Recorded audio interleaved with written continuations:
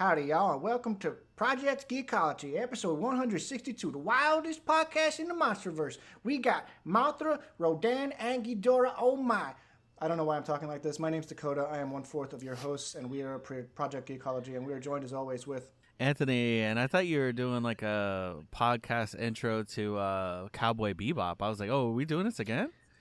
But yes, and like you said, we are covering Godzilla, King of the Monsters. And joining us, I didn't even say that, so thank you for covering for me. Yes. Joining us as always is Rich, and I'm very excited to just smash our way through this MonsterVerse. I know you guys have touched on it before, but we can't do this alone. We need one more to round out the quartet. And we're joined as always by... Hi, I'm Jen. Excited to talk about Mothra.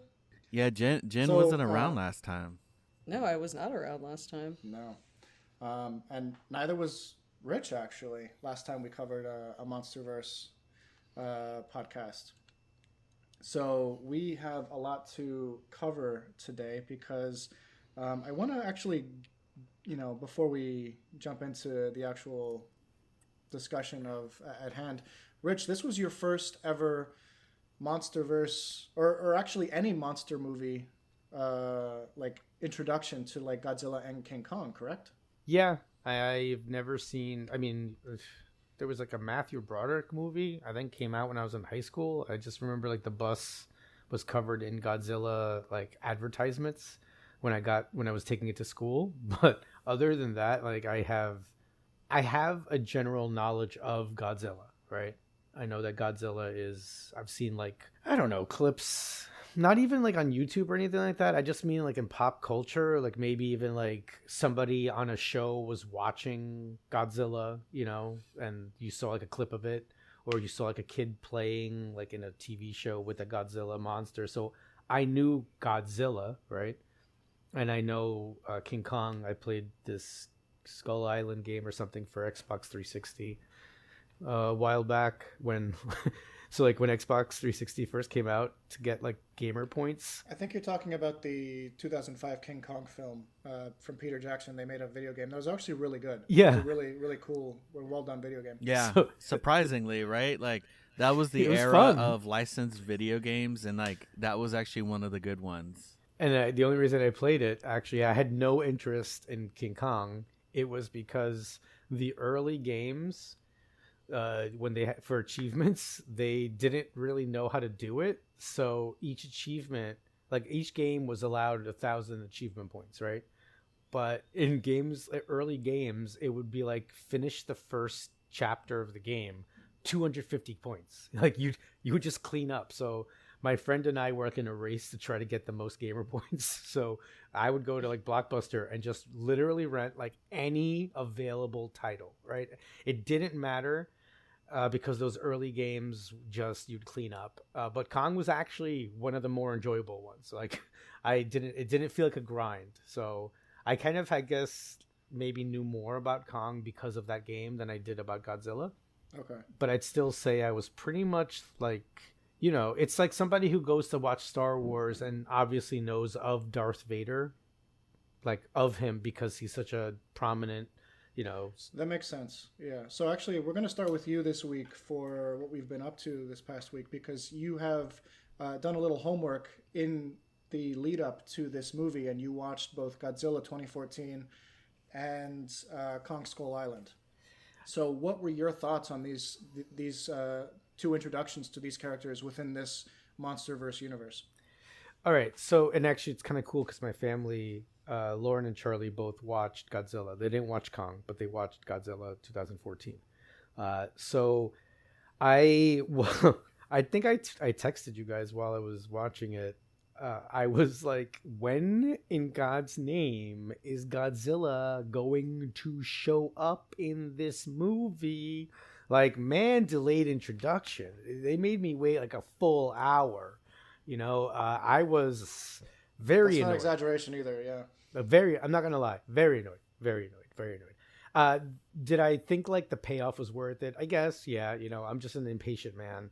So I think my only I really liked the first one by and large. I think I was surprised that Bryan Cranston was in it. I was like, whoa, what's going on? I thought these movies were more star-studded than I thought they were going to be, and I was pleasantly surprised by that. The only complaint I had, and it's funny because Lauren had the same one, is just the darkness of Godzilla. I understand. Yeah, it's a movie you have to watch at night. That's the only thing that annoys me. I don't like that. I understand, it's a technique that's been used in some film and people have debated, and I don't want to get into that too far, but I will say that watching Kong right after was awesome, because I was first you just turn the movie on and it's hey, it's Kong, and then even when the helicopters arrive and he's just he's fighting them and it's in bright daylight, I was yeah, man. I'm give me a movie with some bright daylight fights. I'm not gonna lie to you, I love Kong. I've watched it 3 times since since last week. Whenever I watched Godzilla right away, and then I watched Kong 3 times before I even watched Godzilla King of the Monsters. I love that movie. It when I heard John C. It was the voice of an angel, right? John C. Riley. I heard him "Hi guys, it's me, John C. Riley." Whatever his voice is and oh my goodness, my heart leapt. Sam Jackson, Brie Larson, John C. Riley, Loki, who's got a real name that I can't remember right now. I don't care. I loved Kong. I loved Kong himself. I loved how expressive he is, how smart he is. I love, and I know it's not I know that the relationship between the movies is very tenuous. It's just Monarch, right? Hey, because Kong's just out of the picture after that. You don't really. Yeah, they operate on different wavelengths, these two creatures, until the next film. If and when we cover Godzilla versus Kong, it is literally Godzilla versus Kong. Oh wait, what? Wait, what? Oh, you didn't know that? The next movie is called Godzilla v Kong. You've been talking about this so much that I assumed you knew that. No, once they put Rich has been talking about this all day at work, just so everybody knows. Once you just guys nonstop. Once you guys put guardrails on me, he puts blinders on, which I appreciate. I actually do. I really appreciate. You told me don't go forward, so I'm not watching the series yet. I just kept rewatching that stuff. But yeah, no, Kong is so good. Love it. I really big fan. And somehow between all that stuff, I still got to go see a Mandalorian and Grogu. So what have you guys been up to? Anthony, what have you been up to? I had also seen Mandalorian and Grogu. I saw it yesterday as of recording. We're recording on a Monday on Memorial Day, and so I saw it on Sunday. Been playing, still playing NTE, Neverness to Everness. So I've been enjoying that. Been doing this. There's this thing called Pink Paul's Heist, and you get a lot of money in that. So I've been grinding that, and they just did the bi-weekly reset. So it's the cap is a million fawns. That's the currency in that game, and so they did the reset on that. So now everybody is grinding to get a bunch of fawns from that. But yeah, and then I watched Godzilla King of the Monsters, and nothing too crazy. Not that I could think of. How about you all? How about you, Jen? Since the camera's focusing on you. Camera's acting wild today. I don't know what's going on. Well, Dakota and I saw a fantastic film in the theater, and I tried to encourage everyone to see it, but you guys didn't want to cover it on the podcast. According to Dakota, he tried on my behalf to get you all to watch Sheep Detectives, and guess what? You're all missing out. You're wrong. If you're a Sheep Detectives denier, you're incorrect. And I'm also playing a game on theme. I was just playing it because it helps me focus. Called, where is it? Where'd my game go? Yarn Fever. I've been addicted to this game called Yarn Fever, so I have a real theme going. A real theme in my life. Sheep detectives, Yarn Fever. I mean, Is yarn wool? Yes. Yeah. I mean, Okay. you could make it from like alpaca instead of sheep, but I mean, typically. Anyway, Sheep Detectives is surprisingly good. It's one of those movies that it doesn't look like it. I mean, if you watch the trailers, you realize, oh wait, that's a really good idea for a story. But when you actually think, like, is this going to be a good movie, or is this just going to be a kids movie that is going to be forgettable? I think you're going to remember this one. Like, I think the critics are actually correct on this one, because I think it's sitting at like a 94% on Rotten Tomatoes, and it's just delightful. It's delightful. I may or may not have teared up on more than one occasion, and I think you like actually cried. I don't think you teared up. let's not tell these people that. Jim. Now they know. This is adapted from Charles Soule's Death of Wolverine, right? Shut Were up. the- were the- There actually is a book adaptation. No, it's a Light of the Jedi. We actually covered it a while back, but anyway, it's a really good movie, and we have yet to see Mandalorian and Grogu, which was actually a first for us. Like, I don't think I've ever prioritized another movie in theaters than a new Star Wars movie.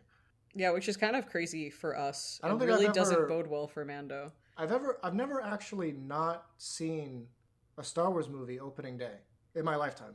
That's wild. So, I I guess- think it's probably because of the reviews. I would say, I don't know, man. I think even before the reviews, I was just like, We were so dead set when on I seeing Sheep first saw the Detectives. first trailer of Mando, and I was just like, what are they doing? My first reaction to the trailer when it first dropped a couple months back, I thought that was going to be bottom barrel stuff, but Well- I don't know. I haven't seen it, so Well, for me, like I would say I agree. I think that they should have just kept the show going. I don't know why. That's pretty much like when you do a movie for a TV show, that pretty much means like, okay, yeah, we're done. So I don't know why they decided to do a TV show or a movie off of a TV show. And I just think that maybe because they had nothing really to like come out with, so they're like, okay, let's just do season 4 of Mando as a movie. So like I said, I understand some of the gripes, but like from what we got, I don't think it's a 61%. I really don't think. I think No. that's like below the belt kind of reviewing it. But I mean, you guys know I have like a weird relationship with like professional like critics. I think that I didn't know that about you, Anthony. I do. I I think don't know much about your relationship history. I didn't know one of them was a critic. I think that like we're in an age that like people aren't as objective anymore, which I think that you should be objective if you're going to be reviewing something. It's okay to inject a little bit of bias. Like I said, like I think that there are like gripes are credible, and I don't think it's like a 90 above. But I think that you could give it like a solid 70 to 75%. Like I think there is some saving graces, but I do think they should have just kept it as a show.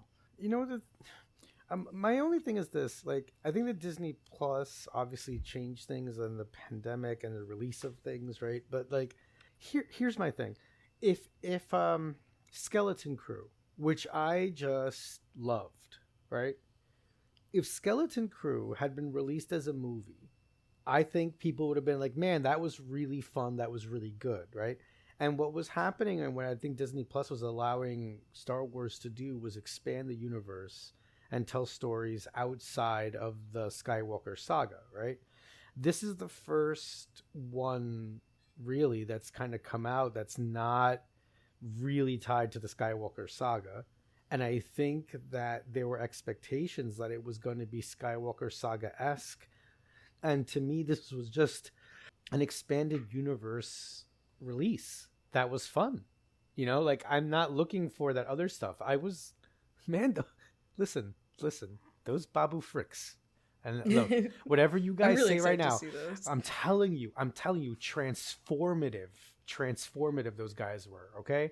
And I don't care what anyone thinks about me out there. I mean, hearing Lauren like giggle, like multiple, like she was awake the whole time. I couldn't believe it. Okay, the whole time, loving it, and that actually made it a little bit more fun for me too. Like I loved that I got to go see a Star Wars movie with my family, and everybody was entertained. That's awesome. I didn't have to that's good. explain 9,000 things to them. Like, oh, the blah blah blah blah blah, and the extended comics, blah blah blah blah blah. It goes further on this, and then you find out that and somehow Palpatine returns. That's what I think that's how they should have kept the show. Like that's how the first season was. And like thinking in hindsight, like I think that they should have just kept the Mando in his own corner of the universe. They shouldn't have incorporated Ahsoka or anybody. I think that Boba Fett made sense just because he's kind of in like the same line. But I think that Boba Fett should have showed up like maybe give Mando his time, maybe a few seasons, and then season 4 you get Boba, and you're like, whoa, what? Boba Fett? Mm-hmm. They should have kept him in his own like corner of the universe while Grogu kind of like you learn a little bit more about Grogu's past, and then like how, and then he grows like in the Force kind of in a way, like he comes across people instead of you getting Luke Skywalker and all that stuff. I feel like some of that stuff kind of ruined the magic of the show that we got in the first season. Awesome. Yeah, I didn't realize that we had agreed to a Star Wars. We did. Podcast. Yeah, I realized we were talking about that. To pull us out of it a little bit, last time we recorded, I had just finished the first the D&D book. Dungeon Crawler Carl. Yeah, DCC. Dungeon Crawler Carl. And I am now like halfway through book 4. I'm really loving it. It's a really creative world. And what's great is that like every floor that they go to has different rules. And what's great about the actual story is that the characters. You said that this is Dungeon Crawler Kirito? No, Carlito. Yeah, no, yeah, Kirito. Okay, yeah, from Sword Art Online. Yeah, it is very similar to Sword Art Online in some aspects, but each floor of the dungeon has a different theme. So as soon as they get to the 3rd floor of the dungeon, it becomes this giant, almost like Coruscant, but in a fantasy setting. So it's like the whole overworld is like called the Overcity, and it's just a giant city. And in the 3rd book, they go to the 4th floor, and that's just a giant subway tunneling system that has like 9,000 different trains or whatever it is, different stations. They have to figure out how to like map this world and like how to actually exit it. It's really creative. And where I'm at in the 5th book, it's like individual pockets of these dungeon crawlers are like placed in different quadrants of different bubbles, and they have to like defeat certain fortresses together so that they can pop their bubble and move on to the next dungeon. It's really creative the way that they're doing it. So they're bursting bubbles. They're bursting bubbles, and it's extremely funny.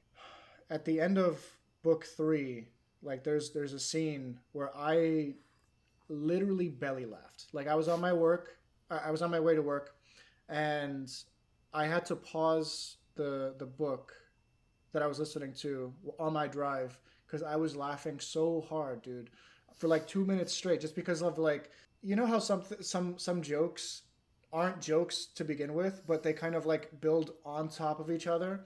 The Arrested Development does this a lot, where like they'll like introduce little things that eventually everything kind of like collapses because of every little thing that came before. There was a scene at the end of book 3 of Dungeon Crawler Carl that had me like laughing out loud just on my way to work for like 2 minutes straight. Yeah, it's really good.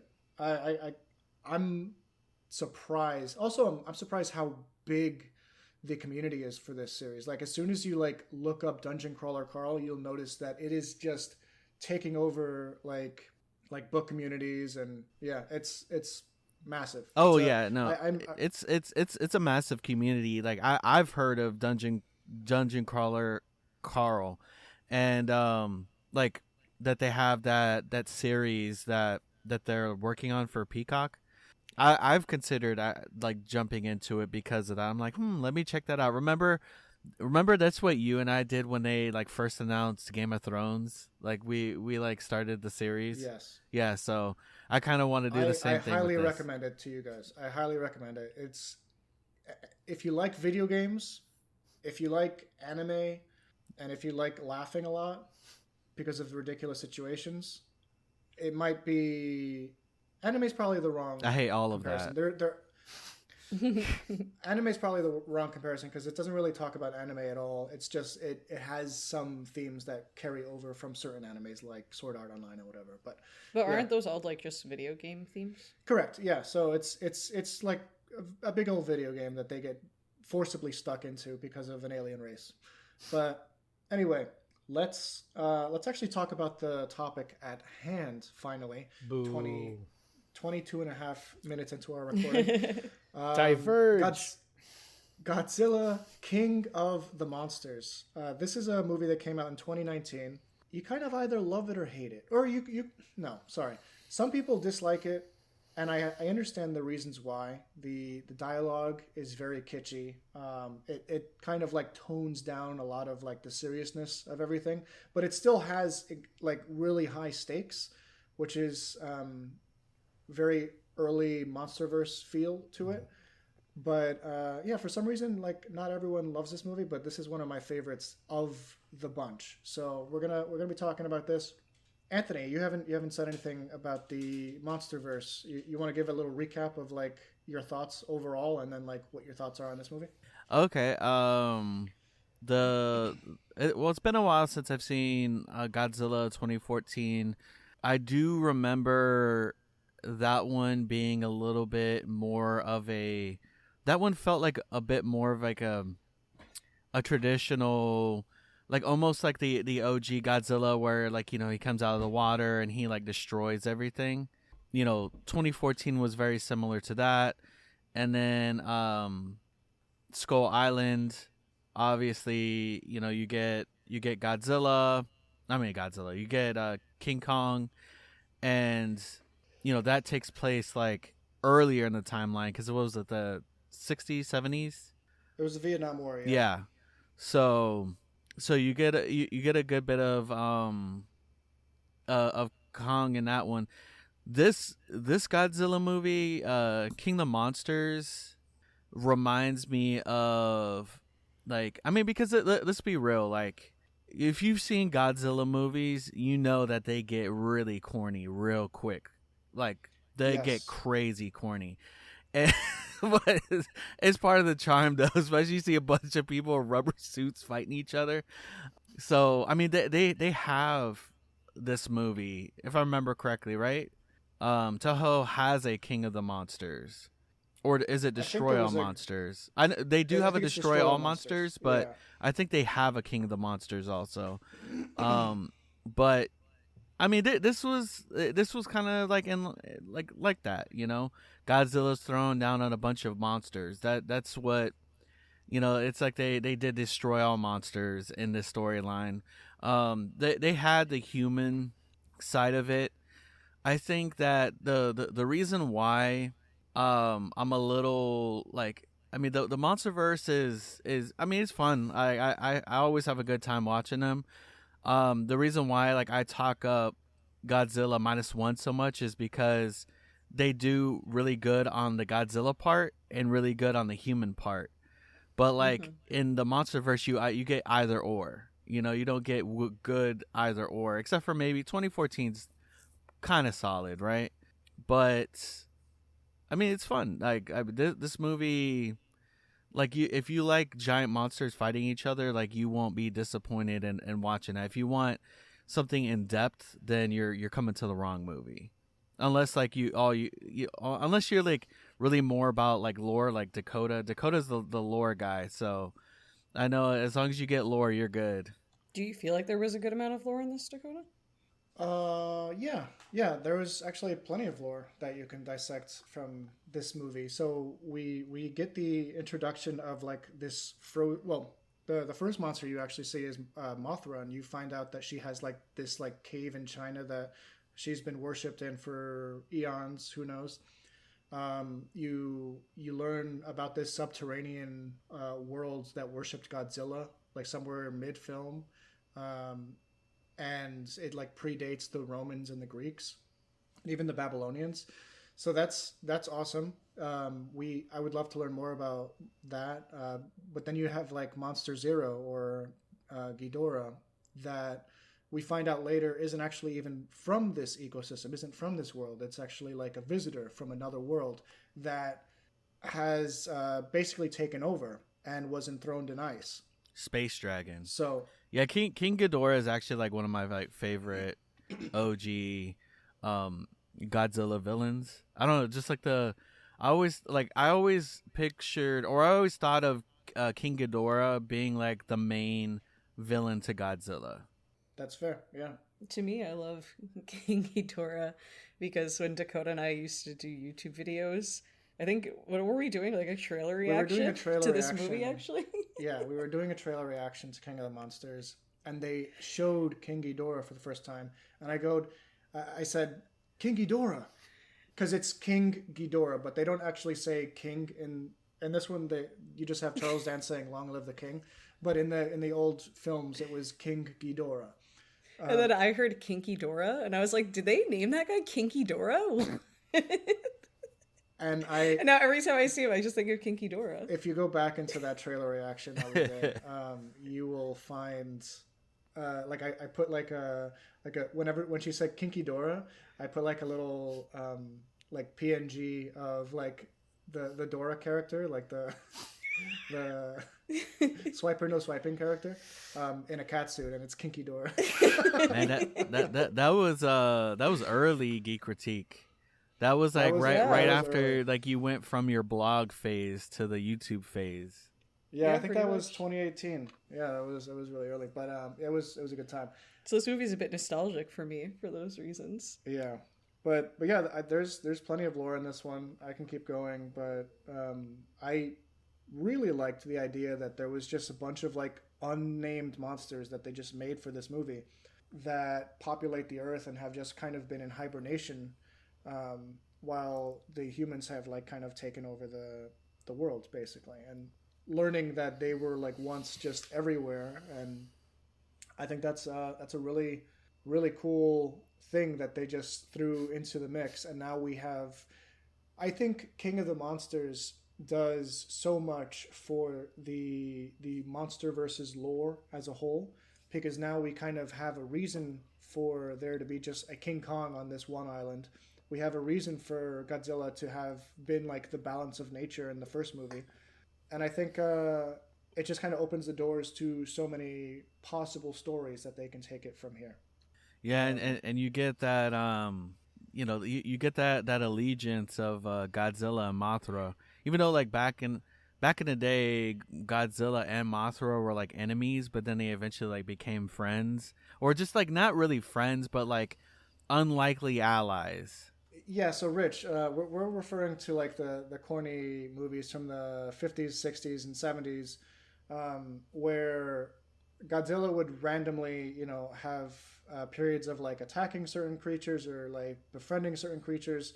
I think the second ever Godzilla movie was actually Godzilla versus Kong. So they didn't have the rights to call him King Kong because that was a Hollywood creation. So it was just a giant monkey. And that's why they don't call him King Kong in these movies either, just as a reference. But he would, like these different monster groups would kind of like sidle off. Like it was almost like Civil War, where like these guys would go on this side and these guys would go on this side. And wait, I don't understand something. So Kong in this MonsterVerse is not King Kong. He's just technically no. Yeah. Wait, and they get have the rights to that.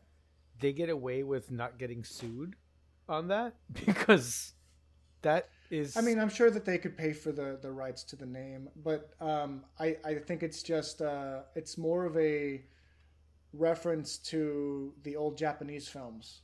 Okay. Where it was just Kong, But yeah. It was obviously King Kong. I feel like there's probably like a copyright on the King Kong name, but like just Kong is okay because like you also have like Donkey Kong. So I guess just Kong is okay. Yeah. Does Kong mean like gorilla or something in Japanese? Is why are there so many? Well, I mean, it was an English movie to begin with, or English book actually to begin with. So I don't actually know. It's I so don't know weird how because like I it is. can't think of anything but a massive gorilla when I hear Kong, and it's Yeah. because of these movies. I think of the dog toys actually. I was in a beer What? pong team. That called- dog thing. That you No, put I Oh, know, the but Kong how is toys. that the first thing you think of? I don't know. It's just like I have a dog. I don't know. I was I looked it up. It doesn't mean anything. It's just becomes synonymous It's with just big ape. monkey. I was once on a beer pong team called King Pong, and we Oh, had nice. cleverly designed shirts with the with King Kong holding the team name. You said it was a team, so That's did you beautiful. guys have tryouts? No, but I did get we did get button down shirts, and we almost we made it to the semifinals in the local qualifier before the World Series of beer pong. So Oh yeah. How so often did you brag about that at parties afterwards? I still have the shirt, so I'll put it that way. It's in my closet. Rick whips that thing out for the Oh, so it's not barbecue. just a pong tournament. It was a beer pong tournament. Oh yeah, I know beer pong. Sorry. Yeah. Oh no, that's even better.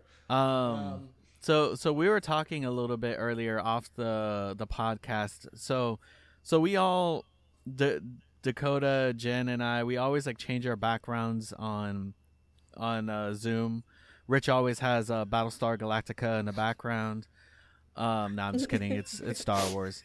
But I have the old 1978 Godzilla cartoon, and I caught that like as a kid. It was reruns. I think it was during that like Hanna-Barbera block that they would always like play, and it was always wild to me because like, because I being a kid, I remember seeing Godzilla just going and destroying whatever. But in this cartoon, they actually had like the humans had like kind of an allegiance with Godzilla, and they would like press this button that would signal Godzilla to like fight these giant monsters that would like come out of nowhere. And like I will never forget this cartoon. I'll always remember like the button and like Godzilla coming out of the water and fighting the monster. It's so wild. I can't believe that Dakota hasn't seen it. Like that's It doesn't like even look slightly familiar to me. Like It's- usually from like stuff I haven't seen, I'll be like, oh, I kind of remember that. I remember, I vividly remember that they made a cartoon in it was a cartoon ad in 1999 where they would call Godzilla to fight the Y2K bug. I remember that. Like I vividly remember that. Like if you look up Was that the 1999 or 1998 Godzilla that they did that to? No. It was 19. No, this one. It was this one. It was 19. Oh, it was, really? Okay. They made like an ad with this Godzilla, and it was the whole thing where they would press the button, they would call Godzilla, and Godzilla would fight the Y2K bug. So it would be 1999 because of Y2K. Like everybody was freaking out about the Y2K, that the computer systems would go down. I know the Matthew Broderick flop movie, Godzilla 1998. That had a cartoon too. That also had a cartoon that lasted, I think, a season, but I don't think it really went anywhere. But anyway, But Godzilla has a long and storied history. But yeah, so Rich, tell us about your experience with Godzilla, King of the Monsters. Which of the monsters, I mean, outside of Godzilla, did you like the most? Which one did you think was the coolest? Like you have Rodan, which is like the flying one, King Ghidorah, the three-headed space dragon, Mothra, the giant moth. Well, okay, so a couple of things that I don't think I processed because I was watching so much so fast, right, was like the fact that all these peoples have been worshiping like some of these mutos, right, and like they've just kept it a secret. Like there's been so many of them, it's just absurd. Like there was a point where I was like, wait a minute, how many of these things? It's like if we found out in Marvel that there were 17 Celestials like all over the planet. It's like, whoa, there's a lot. I didn't know that King Ghidorah Boots Swiper was not from this planet. I don't know how I missed that. So how did King Ghidorah, if he's not from the planet, how was he? Where was he brought from? I actually don't. I don't remember that being brought up in the movie either. I think I missed that. I just remember it because of the OG. Oh, okay, all right. But I think they did touch bring on it up. it. They do? Yeah, they do touch on it. One of the... Sorry, my dog is going crazy. Oh. All right, I'll say this and I'll take her out. Basically, when they're going over like the myths and legends, like I think her name is Vivian Chen or something. She like kind of like swipes her hand over a table and like a bunch of images from like the past comes up showing us about Monster Zero.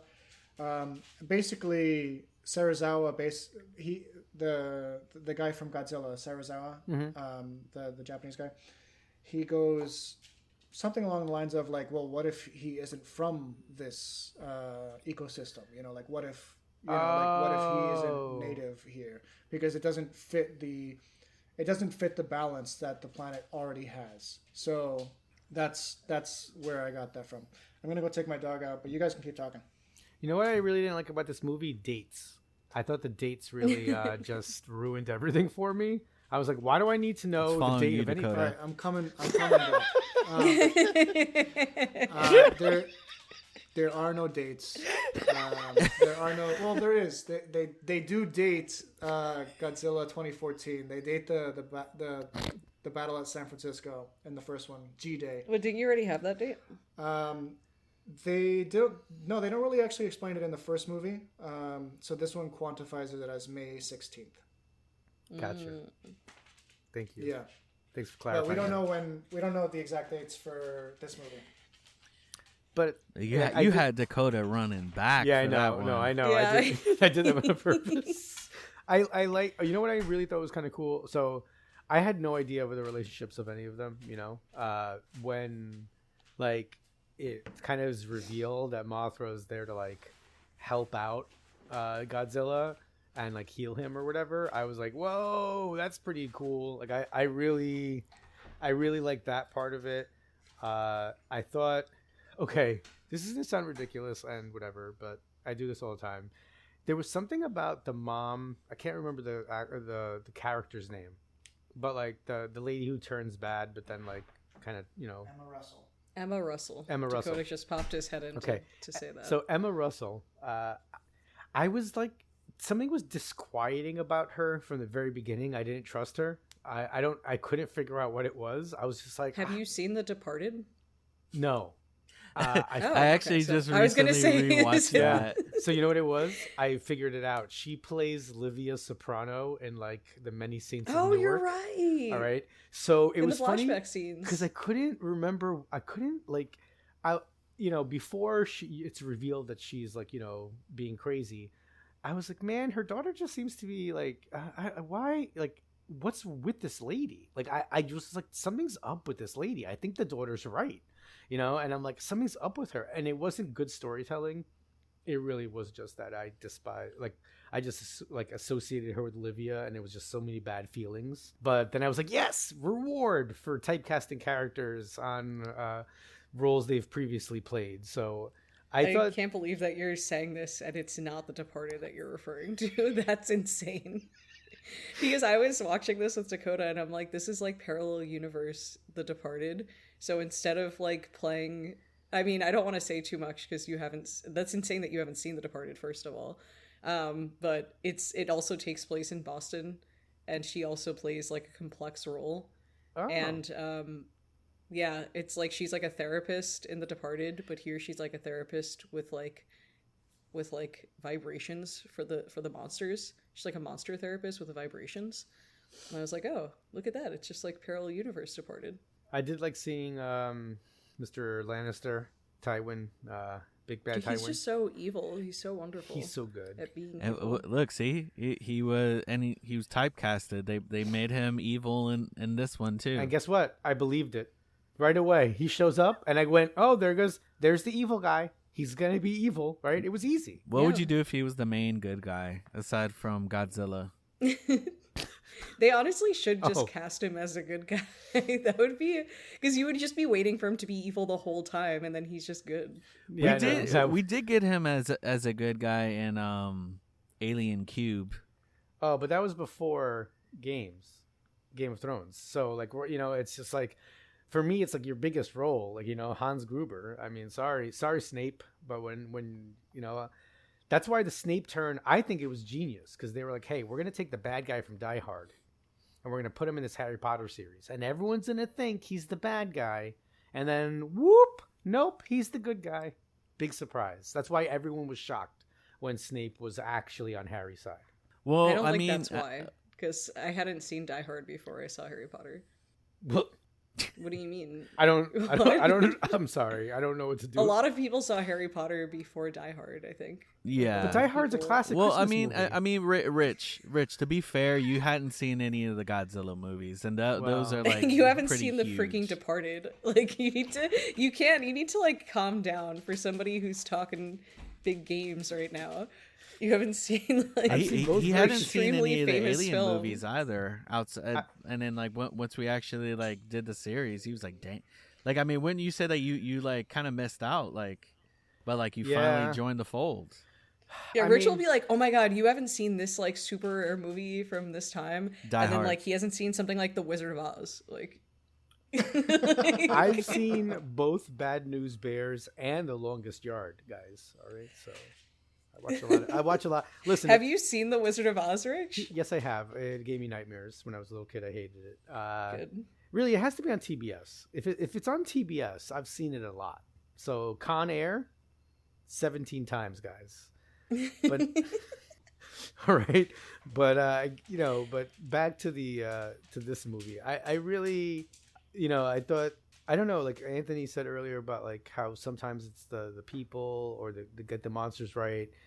I actually thought it was really I don't have a problem with it at all. I don't think. I think my biggest problem, as I'll just kind of from the first one, is just the darkness factor. I just like there was like a couple of scenes where Godzilla was fighting like a monster in the middle of like more daylight, I would say, and I was very excited for those scenes. And I will say that there was a part of me that was scared that Godzilla, like irrationally, I thought that King Ghidorah, like when his head grew back that one time, I was like, oh boy, what's Godzilla gonna do now? Like I don't know if he's gonna be able to beat him. That guy regenerates, and we hadn't seen that regeneration in any of the other creatures, so I thought that was problematic. And I did like the idea that like he basically needed like. A recharge, like a nuclear blast to kind of get him going again, like, yeah, just one drop of poison, get me going, like just like he's like Popeye, but I don't know, like, and then like just the irrationalness of like Monarch also being like, nah, man, we gotta trust this dude, right? Like so much of it's so absurd, but like I love it. Like I'm here. Like what's weird is like maybe in another, I don't know. I feel like this would, in another world, I would kind of strongly attack this movie for its maybe plot holes or its ridiculousness, but I'm like, give me more. Like I want it more ridiculous. Like I love it. It's great. You, Anthony, Rich, I have a question for you. Oh, okay, no. Go. Did you ever watch Monarch season 1? Me? No, Anthony. Oh. Did Anthony ever watch? Oh yeah, I saw. With your boy Kurt. What I will say about the first season of the Apple TV series Monarch: Legacy of Monsters is that the biggest problem people have is that the human storylines aren't interesting, and I think that's fixed with Monarch: Legacy of Monsters because they actually give the story and the characters time to breathe alongside the monsters in the story. So that kind of gets fixed, at least with that series. But like the films kind of still have that issue where like the humans, even though we're following them, are written second to like they're the secondary characters. Yeah, because the mom's like whole plan just doesn't really make any sense. Like yeah, she went off like so your son died and you're gonna kill everybody's sons. Like Is that, and then, you know, she's like, everywhere they go, you know, nature comes back. And it's like, I guess, I mean, you could just try other ways to like After promote they destroy environmentalism. everyone. Yeah, like I guess there's some trees in the abandoned cities now. Like, why don't you just like join plant a tree? Like you could just start an organization to plant more trees. Like, you don't need to. I just feel like this is the most counterintuitive way to achieve her goals. Really. There was some baseball lore in yes. this movie. Yep. Rich, what did you think of the green monster destroying the green monster? I absolutely love when movies use baseball stadium. And it's not just because I like baseball. I do too, It's not just because I like baseball, but it is, right? But it's, you know, I spend a lot of time playing the video games, right? So like, all jokes aside, like, I haven't been to every stadium, but like, if you take away, like, you know, the name of the team from the stadium and you just show me a picture of the field, you know, like, I know what stadium that is, right? So one of my very favorite things in Fallout, like the coolest thing, was getting to like the capital city, and it ended in Fallout 4, and it ends up being freaking Fenway Park, right? So I, you know, as I'm watching this, I'm like, wait a minute. And then they, you know, the way they use the speaker system to draw one of the Mutos, I thought it was like super cool. Charlie's really excited. He wants to watch this one because he's watching like everything that that Millie Bobby Brown is in. He's apparently having a watch party for Enola Holmes 3 with his friend in a couple weeks. Oh, that's so really cute. He's That's actually that sounds like he has a celebrity crush. I think so. So he's he like, he watched the first one because I told him, hey, you know, she's in this one, so he's going to be excited to see that. And she's also in Godzilla versus Kong, so she carries over into the next one. Oh, he's going to be so excited. All right. So I told him that he didn't have to watch Kong so that he could get to Millie Bobby Brown as fast as possible, but maybe I'll make him backtrack after he gets to see it. So I loved it in what was it? Days of Future Past, when they used RFK Stadium down in Washington D.C. You know, like, they're recognizable landmarks for me. You know, I mean, I also liked it when Magneto destroyed the Golden Gate Bridge, but baseball stadiums have a special place. Superman Returns, when Superman like stops the plane and lands it onto the stadium. Love that scene. Or, you know, of course, in Men in Black, when the spaceship takes off and it affects the Mets game, and the Mets player, a fly ball just hits his head in the outfield because he's distracted by the spaceship taking off. Because, of course, even in movies, the Mets have to lose. So sad. Well, what I liked about this particular baseball reference was Godzilla, who is these days like a more like grayish, muddy brown color, traditionally, occasionally had green skin or like green scales. Like the animated series that Anthony has behind him, he's very green. He's a green monster. And Fenway Park is known for having a giant green wall that is dubbed the Green Monster. So it's a very fun nod that the Green Monster destroys the Green Monster, which I really appreciate. Wait, by the way, Rich is really only spelled that happy out for them, because they destroyed Fenway Park because he's jealous that they have One Piece night. Yeah, well, yes. I mean, also, it's really sad when you realize that your friend set you up to like be the knowledge base on a certain kernel of the movie, and then you completely failed because you fanboyed so much about baseball stadiums.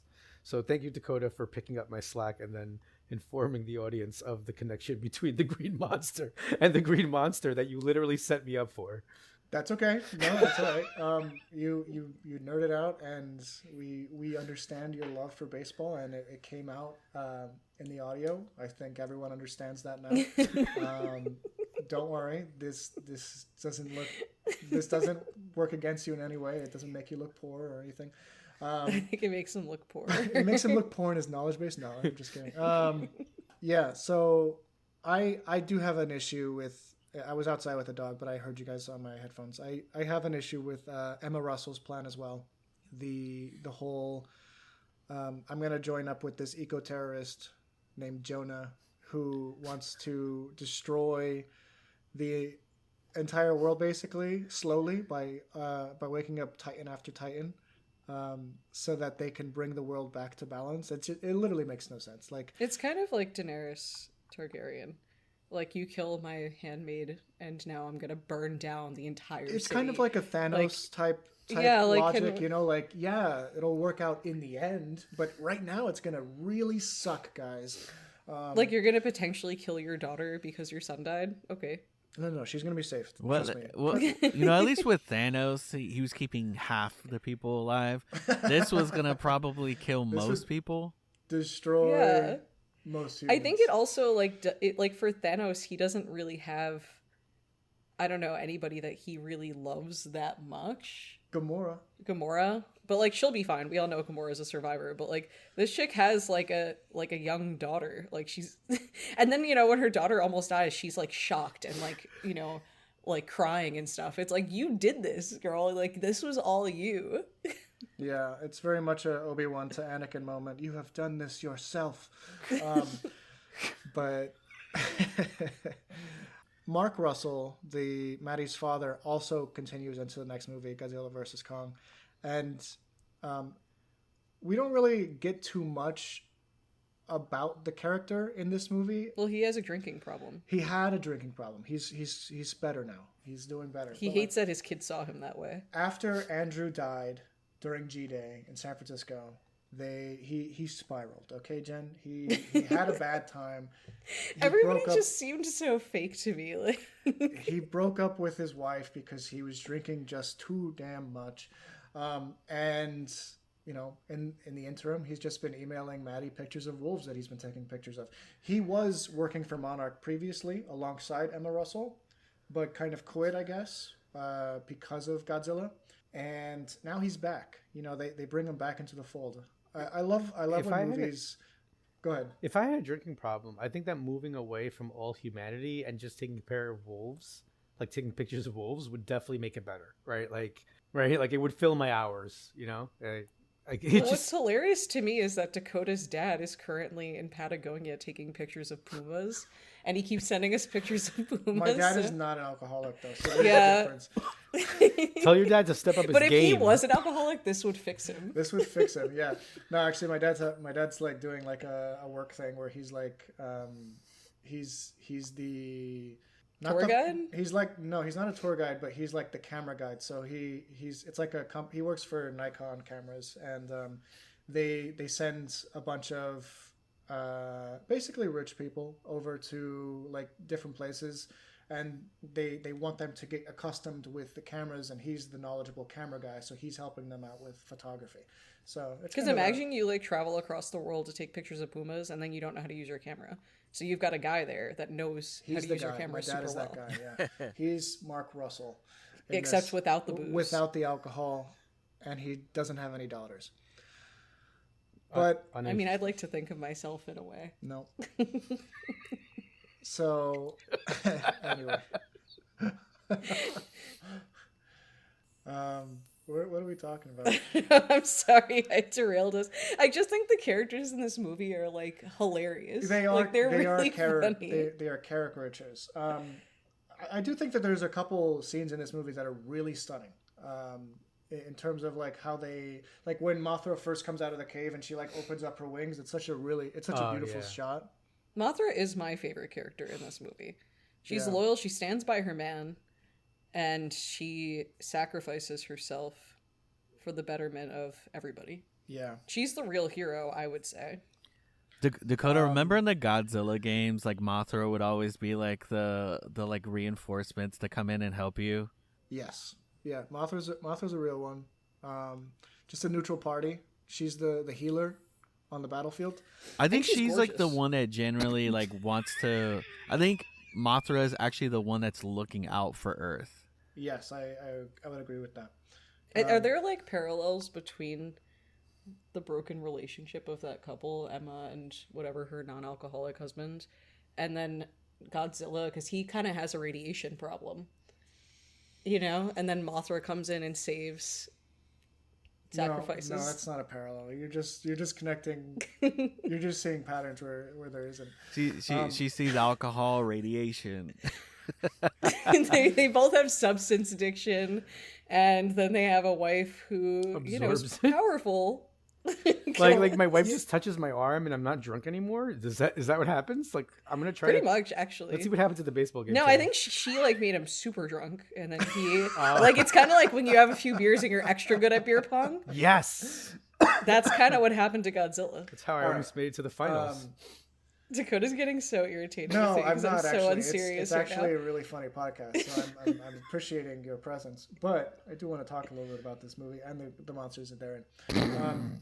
So It's the most polite smackback I've ever heard.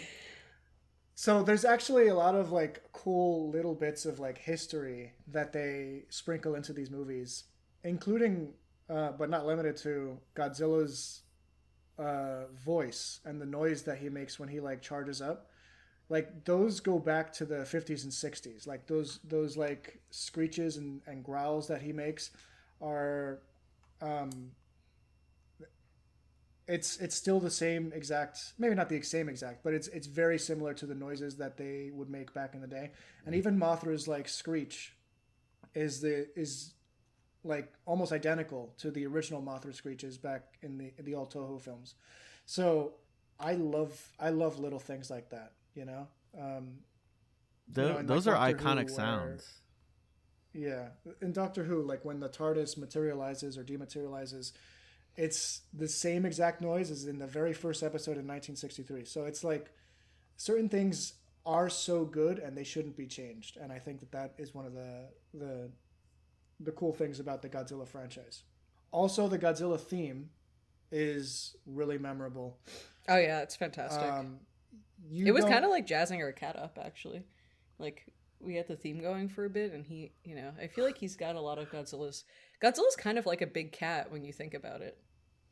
That's such a weird way to like describe it. Jazzing our cat up. I think isn't Gojira like a combination of like gorilla and whale or something like that?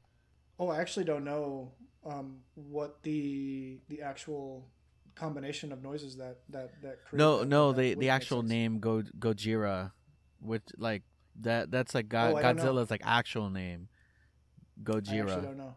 I did appreciate that, how like the only person calling him that was the Japanese guy, and everybody else was calling him Godzilla. But then like we had the subtitles on, and when the Japanese guy said it, it said Gojira. Yeah, they don't really ever explain that.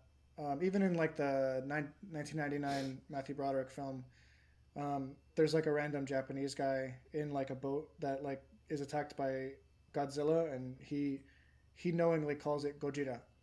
But like we don't know why he knows that. Anyway, another thing, Rich, that might interest you is that Godzilla as a concept was a metaphor for the atomic bomb, the atomic bombs plural that fell in Japan. His destruction. So like he was created by the same thing that created the dirty, nasty, bearded men. You could say that. Yes, you could actually say that. You actually nice could say callback to that. Twin Yeah. Peaks. The dirty bearded men.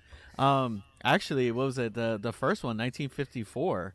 The first Godzilla was 1954. That's literally right after World War II. Like, I mean, like just 9 years. Yeah. I mean, dude, that's crazy. So, and you actually get that. You see the influence of that in that movie. Yeah. It's really well done. Even more well done in the more recent Godzilla, the Japanese Godzilla film, Godzilla -1, where it's almost like a remake of the original 1954 film, with a bigger emphasis on the human characters and a bigger emphasis on the destructive forces that man has unleashed, basically. And that's kind of always been like the crux of what Godzilla is, you know? So when it comes to like Sarazawa detonating a nuke right next to Godzilla, that is a reference to the nuclear energy that kind of birthed the character in film history, you know? So I did really like that scene where he sacrificed himself. Tell me a little bit about that. He sacrificed himself. I don't know. It was nice because he like marveled at Godzilla. Like didn't he call him a friend at one point? Yes. Like he like considers him his friend, and he's like he knows Godzilla's got a bad reputation, but he considers him his friend, and he sacrificed himself to get his friend more of the substance that he loves, radiation. It's kind of like my cat. Like where my cat has a bad reputation. He's a little bit violent. He's done a few things that a lot of people in the family disrespect. They don't trust him, but I've always stood by him and viewed him as my friend. Did he ever claw your face? He clawed Dakota's hands and sent Dakota to urgent care because he got cat scratch fever. I kind of am on his side with that one. Dakota had that coming. It's kind of like going up to Godzilla and just like trying to push him around. Like you don't do that. Yeah, I guess not. Yeah. Did you detonate a nuke next to him? No, I just poured water on him. Dakota got really. They had a heated argument. Yeah, I had an argument with him after he had done that to me, because it was embarrassing, So I put him in the bath. And then promptly we took Dakota to urgent care because he started getting a fever. Yeah, it was really bad. Yeah. Anyway, Godzilla is very cat-like, and maybe that's why people like him. I think if you're a cat person, you like Godzilla. If you're a dog person, you like King Kong. Huh. Wow. Maybe that explains why I like Kong so much more. It'll be interesting, actually, seeing how you appreciate one versus the other, like who you're going to be rooting for. Oh, I can tell you right now, 100% it's Kong. Okay, so there you Rich go. talked about King Kong like all week. He wouldn't stop. It actually made me uncomfortable. I could spend so much time on. Like, I want to know more about the ecosystem of Skull Island. It's like Predator Badlands level of like, the world is crazy. The land is crazy, and you got to survive it.